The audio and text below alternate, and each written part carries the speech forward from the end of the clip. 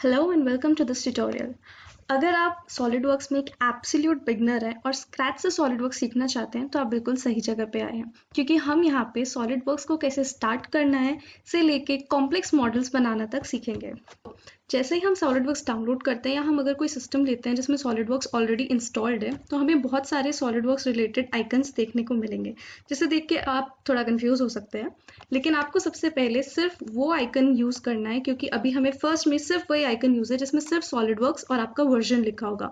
जैसे मैं यहाँ पे सॉलिडवर्क्स 2017 यूज़ कर रही हूँ, तो इसमें सिर्फ सॉलिडवर्क्स 2017 लिखा है और इसको हम डबल क्लिक करके नॉर्मली ओपन कर लेंगे जैसे हम बाकी की चीज़ें अपनी ओपन करते हैं। तो जैसे ही सॉलिडवर्क्स ओपन करेंगे तो हमें एक ऐसी स्क्रीन दिखाई देगी जिसमें बहुत सारी चीज़ें हैं, like file, open, view, mode, जो हमारे नॉर्मल किसी भी सॉफ्टवेयर में जो भी हम यूज़ करते हैं लाइक वर्ड एंड ऑल उसमें होती ही हैं। तो सबसे पहले हम एक नई फाइल क्रिएट करेंगे जो हमारा पहला पार्ट, ये टॉप राइट कॉर्नर में फाइल में जाकर न्यू हम सिलेक्ट करेंगे या फिर हम Ctrl+N शॉर्टकट की भी यूज़ कर सकते हैं। तो सबसे पहले हम देखेंगे हमारे पास तीन ऑप्शन सामने दिख रहे हैं, पार्ट, असेंबली और ड्राइंग। तो पार्ट हमारा कोई भी एक मॉडल होता है जिसमें एक सिंगल एंटिटी होती है, और असेंबली जब हम दो अलग अलग मॉडल्स को या दो अलग अलग एंटिटीज को ज्वाइन करके बनाते हैं तो उसे हम असेंबली कहते हैं। फॉर एग्जाम्पल एक नट और एक बोल्ट, तो मैं दो अलग अलग पार्ट में एक में नट बनाऊंगी और एक में बोल्ट बनाऊंगी, और एक असेंबली फाइल को यूज करते हुए मैं दोनों को कंबाइन कर दूंगी। ड्राइंग एक इंजीनियरिंग स्टूडेंट्स और इंजीनियर्स यूज करते हैं, इंजीनियरिंग ड्राइंग जिसमें व्यूज, डायमेंशंस वगैरह वगैरह दी होती है। तो हम स्टार्ट करेंगे सबसे पहले पार्ट से। तो पार्ट सिलेक्ट करके ओके पे क्लिक कर देंगे।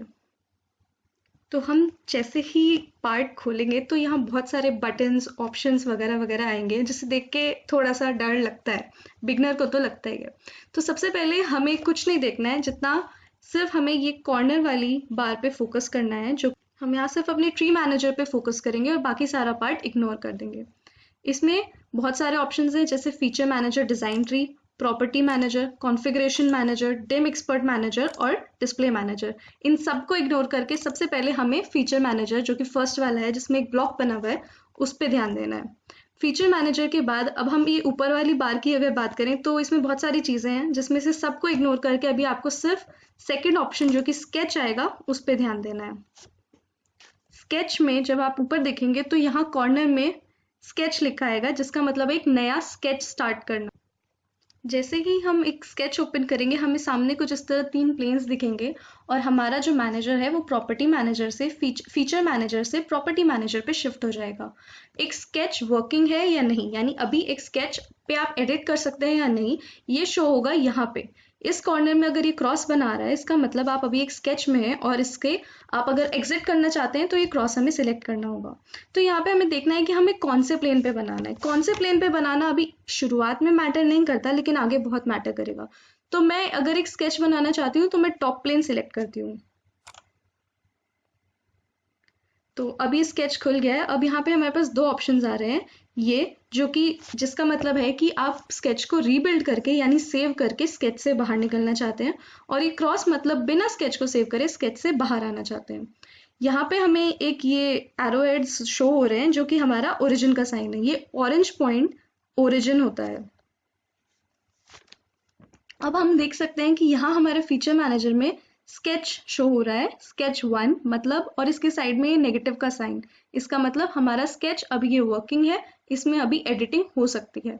तो हम कुछ भी स्केच करने के लिए सबसे पहले एक लाइन से शुरू करेंगे, क्योंकि वही एक बेसिक एंटिटी होती है जिससे सारे के सारे पार्ट्स या सारी फिगर, सारे डायग्राम्स हमारे बनते हैं। तो सबसे पहले हम ऊपर टूल बार में देखेंगे तो यहाँ पे ऑप्शन आ रहा है लाइन, फर्स्ट ऑप्शन है जो कि लाइन के सिंबल से भी इंडिकेटेड है। हम उसको क्लिक कर लेंगे तो हमारी यहाँ एक लाइन स्टार्ट हो जाएगी। हम देखेंगे कि हमें कर्सर जो हमारा है वो पेंसिल में कन्वर्ट हो गया है। पेंसिल मतलब कि आप उसे ड्रॉ कर सकते हैं। तो सबसे पहले एक पॉइंट सिलेक्ट करेंगे जिससे फर्स्ट हमारा लाइन का फर्स्ट पॉइंट होगा। मैं यहाँ ये लाइन ओरिजिन से सिलेक्ट कर रही हूँ, और हम देख सकते हैं कि हम इसे कहीं भी किसी भी डायरेक्शन में कितना भी लंबा बना सकते हैं।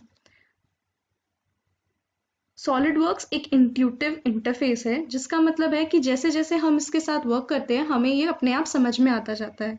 तो आप देखेंगे कि जैसे ही मैं लाइन को हॉरिजॉन्टल के पास लाती हूँ तो यहाँ पे एक येलो आइकन से हॉरिजॉन्टल लाइन का सिंबल इंडिकेट हो रहा है। इसका मतलब अगर अभी मैं यहाँ पे कहीं भी इस कर्सर को ड्रॉप करूंगी अलोंग दिस लाइन, तो एक मेरी एकदम हॉरिजॉन्टल लाइन बनेगी।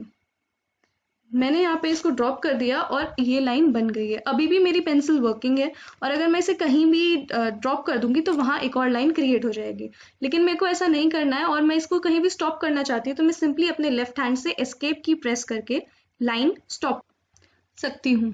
अब हम इनको यूज करके एक स्क्वायर बनाना सीखेंगे। तो मैं इस वाली लाइन को, जो मैंने एक एंगल पे बनाई है, सिलेक्ट करके डिलीट की प्रेस करके इसको डिलीट कर दूंगी।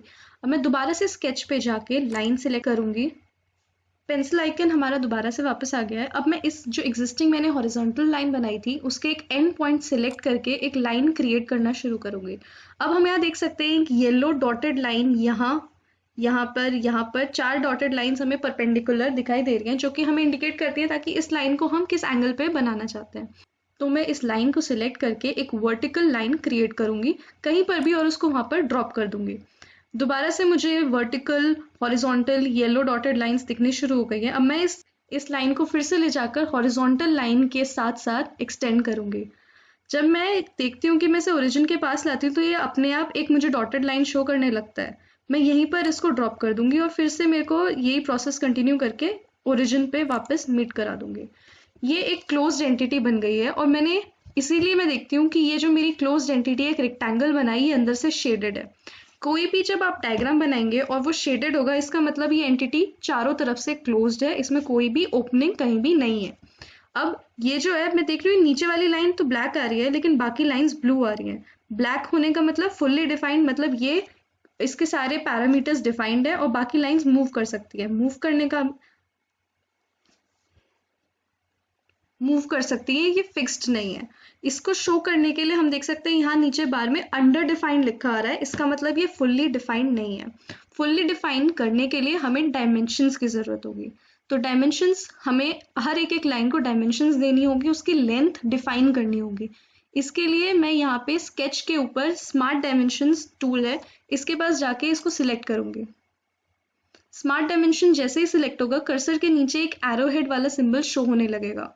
अब मैं जिस भी लाइन को डायमेंशन देना चाहती हूँ उस लाइन को सिलेक्ट करके यहाँ पे एक और बार क्लिक कर दूंगी।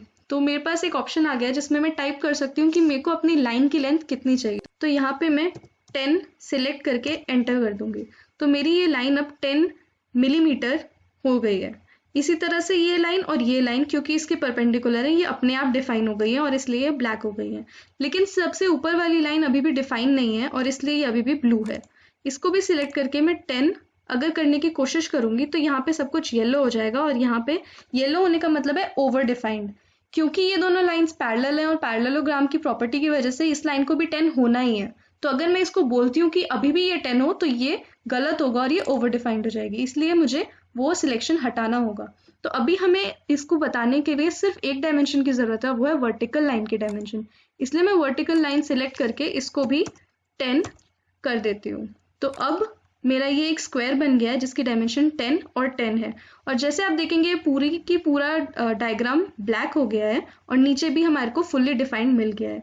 फुल्ली डिफाइंड किसी भी स्केच को करना सबसे ज़रूरी होता है, क्योंकि जब आप आगे मॉडल्स में जाएंगे तो अंडर डिफाइंड स्केचेस आपको बहुत दिक्कत करेंगे। तो हमेशा मेक श्योर करें कि जब भी आप स्केच बनाएं तो नीचे फुल्ली डिफाइंड लिखा आ जाए और आपका पूरा डायग्राम ब्लैक हो जाए। तो ये हमारा पहला स्केच बन गया है। अब मैं इस स्केच से एग्जिट कर जाऊंगी और यहाँ पे जो हमारा रीबिल्ड और एग्जिट वाला ऑप्शन है इस पे क्लिक कर दूंगी।